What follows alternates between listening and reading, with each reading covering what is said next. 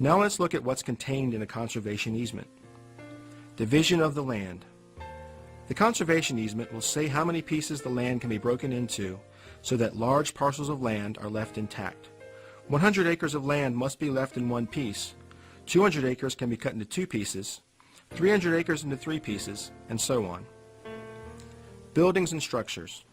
The conservation easement will specify how many buildings and structures can be built, where they can go, and how big they can be. Usually 2 houses are allowed per 100 acres, and an unlimited number of barns or outbuildings can be built. Allows us to have 2 houses on this part of the farm, and if we would like that, and then 2 on the forest part of it. And the forest part and this part over here, that I say over here is 260 acres, 230 acres in this tract, can be divided once and sold if we so desire. Of course, we'll leave it to our daughters, and they can do whatever they want to with. We have 3 children, and at the present time 2 grandchildren. And one of the things that we had reservations about is, of course, when we pass on, how you can divide it up between all of them. And but we worked up an agreement that was satisfactory to to my wife and to myself and to the children to subdivide it a few different ways to take care of that. And we can build a couple, 2 or 3 houses on it to take care of those things. So it worked out okay for us. Industrial or commercial activities. Agriculture, forestry, and equine activities are permitted. Commercial or industrial activities are prohibited to protect the character of the land. With the conservation easement, what can be done as far as development is very limited, and for the most part it will remain an agricultural unit. It has to remain forever in some type of agriculture. It can be vineyards, it can be almost anything, the way I understand, that grows out of the ground that you plant. We're working through the soil and water district to fence off our Tinker Creek so cows will no longer be drinking and doing other things in the creek.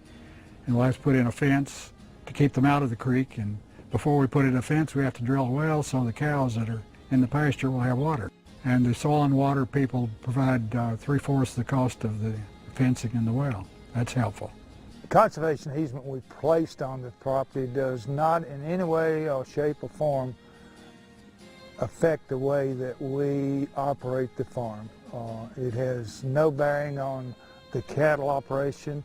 It will have no bearing on the sawmill operation. The only restriction on the sawmill was that it was restricted to a certain acreage which we negotiated, and which is, you know, plenty to do what we do up there with it. Forest management. Timber harvest must include best management practices, or BMPs, to control erosion and protect water quality, and normally a forest management plan is required before commercial timbering begins.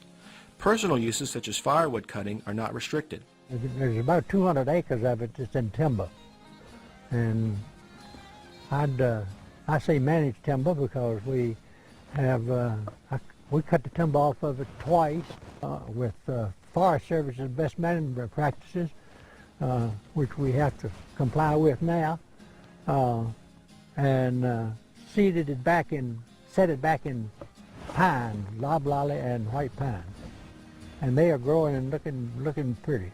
I like to see things like that grow, particularly when they're growing into money. Trash.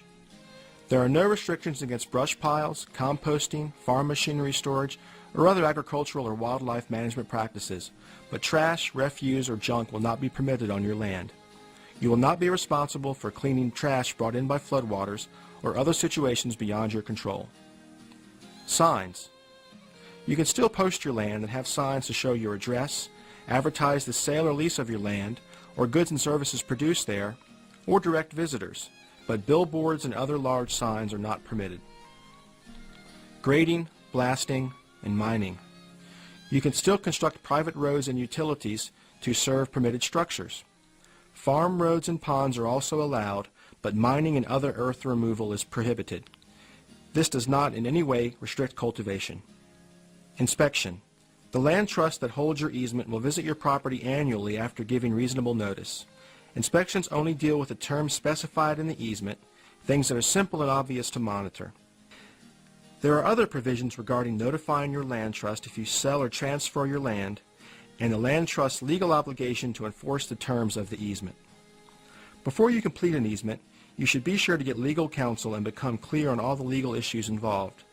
In the next chapter, we'll take a closer look at the financial benefits of conservation easements.